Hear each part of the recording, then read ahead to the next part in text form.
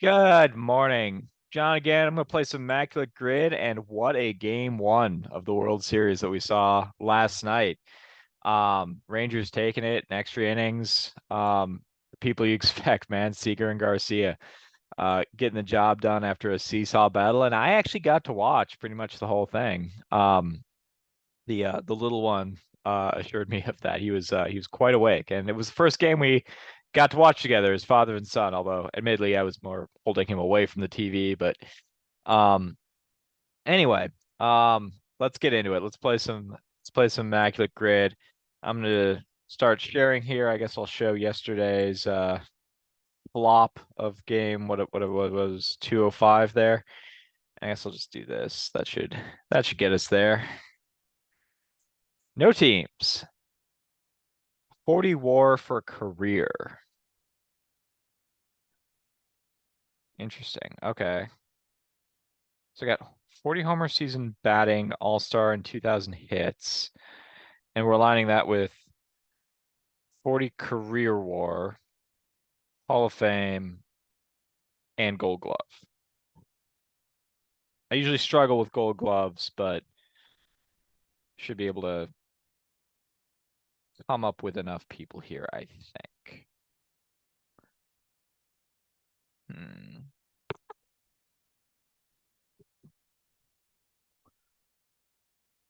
I'm just taking it in, seeing how I want to approach this.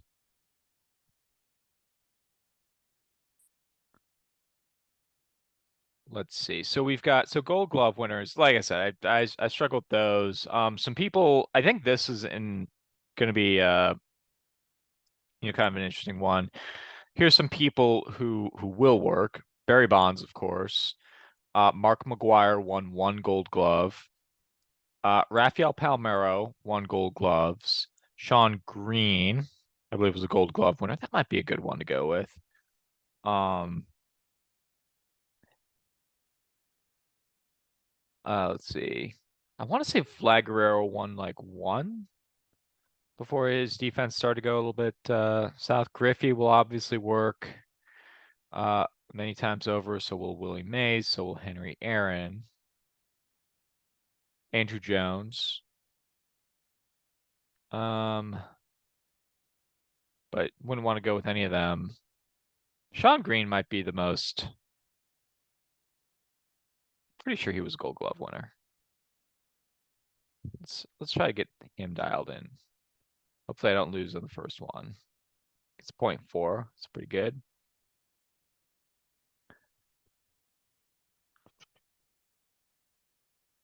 And then any All-Star who was ever a Gold Glove winner.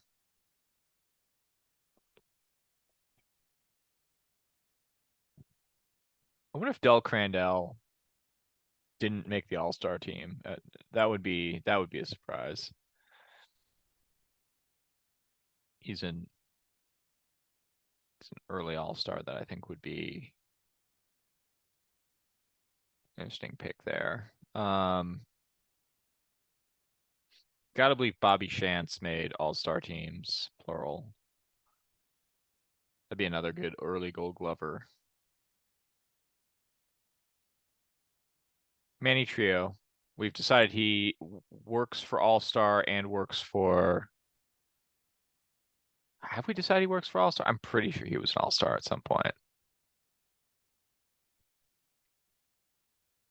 He was winning those with Philadelphia. I think what we decided was he hadn't won any awards with Chicago, but he'd won them with Philadelphia. Let's dial him in. Be very surprising if he never made an All-Star team. Yeah, there we go. 0.08. Good percentage there.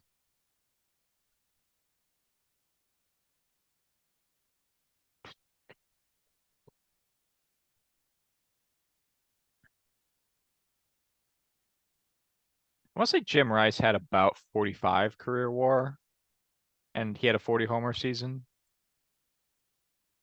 Let's try that one out for size. 0.4. That's much lower than a typical Hall of Fame uh caliber season, but or career rather. But I'd do that. Let's see here. 40 home runs and Hall of Fame. Chuck Klein is in the Hall of Fame. I think I've used him before. He had exactly 40 home runs one season, and but he was also a Triple Crown winner, and he did get inducted in the Hall of Fame. So let's go with him. Chuck Klein goes .6. I don't know how good that is, but I think it's pretty good. I mean, you're only dealing with what 20, 25 people or so. I mean, a lot more than that have gotten to 40 home runs, but a lot of them are in the Hall of Fame. So, and now we're going All-Star 40 career WAR. Trying to think of guys who have a surprising have surprised in getting to 40. Who are some good ones?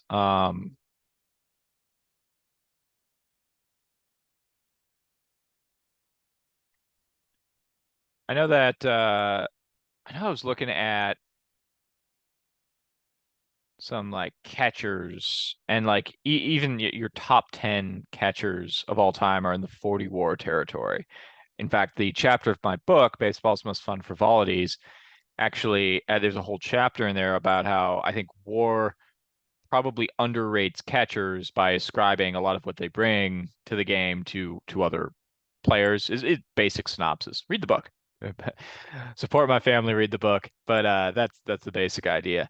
Anyway, I was looking at the top 10 wars all time for career for catchers, and like number one all time is I want to say it's Johnny Bench at like 75. And then like I think Pudge Rodriguez and Gary Carter are both at 70. Johnny Bench is right there with Lou Whitaker, who should be in the Hall of Fame, don't get me wrong. But then I mean it really trails off. I mean Yogi Berra is lower than Bobby Abreu, and um you start to get in the 40s with guys like Gene Tennis and Ted Simmons. I think Bill Dickey's probably in there. Although I'm not going to say that with any kind of confidence either. But there's a ton of options. I just want to I kind of want someone who's gonna be a little bit of a surprise in getting to 40 career WAR. I think Jack Morris was at like 45 for his career. I think that was brought up a time or two. How about Jim Wynn? He had to have been also. He was around in the 50s.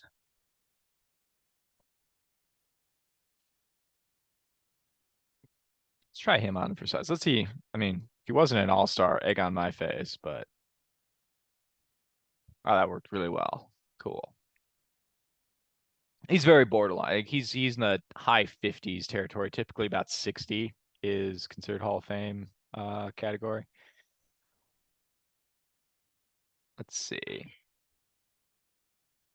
Did anyone? I wonder if that's going to show up on the video, but my phone is doing the Google thing. You're getting a low value production, guys.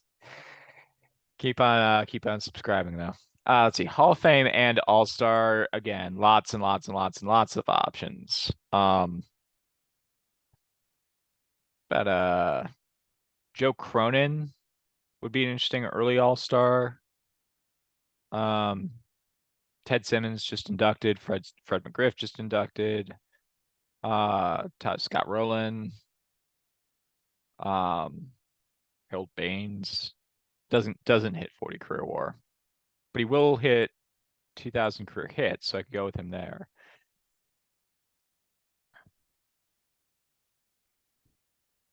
I could also go with Al Simmons. He's my guy. Um, I think it as obscure as possible though. Cronin, I just am thinking of he was one of the five people that Carl Hubble struck out in a row in the 34 All-Star game. Of course, that means he was part of a notorious moment in history, so maybe that makes him not that unique. Um,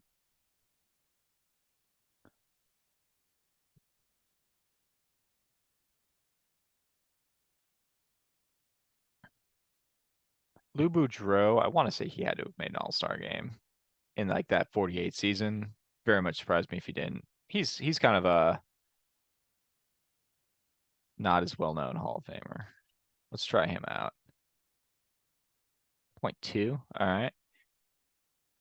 All right. Now getting to 2000 career hits and 40 career WAR. Now again, nothing is stopping me from just going Henry Aaron and being safe. Um, who would actually work for all three of these? Actually, yeah, Henry Aaron works in any one of these categories. In fact, a number of people work in any of these categories. Uh, Willie Mays, Ken Griffey Jr. Um, but yeah, wanna see how obscure I can get. Now, 2000 career hits. I'm pretty sure Cecil Cooper got to 2000 career hits, but not positive. I wish I was a lot more positive on that. Pudge Rodriguez definitely got to 2000 career hits. He was at like 2700, I think. Um,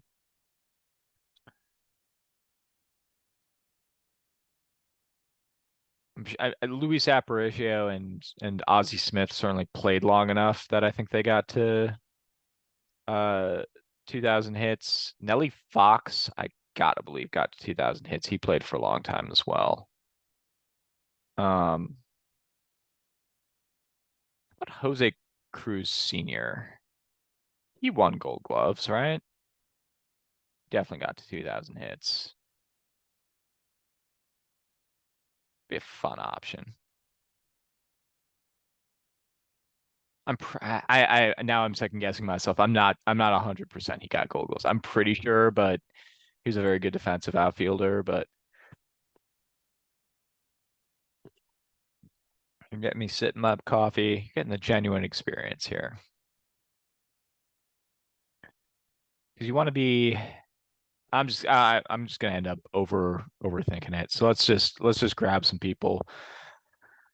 Let's see, 40 career WAR with 2000 hits. I was trying to get someone again. Harold Baines won't work, but he will work here.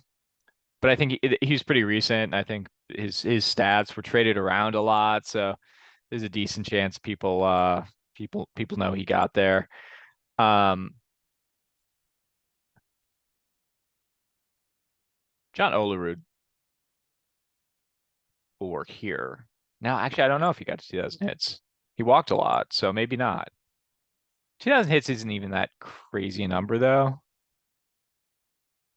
Like I was saying, I would collect cards for anyone who got to 2000 hits, and there were some players that were just like, "Oh, you got there? Nice." As a frame of reference, I think Mark McGwire had about 1600 career hits. And you know, he was injured a lot in his career. He only played about 15 years, and he was walked a lot. So you take a guy who wasn't any of those things, and you got to figure someone like Luis Aparicio gets there. So let's try or Nelly Fox. How long did Nelly Fox play for? Let's try him out. Point one. All right. It was a long way to go to get to a point one when I had a bunch of other people that probably would have been point one. In fact, he would have worked here too.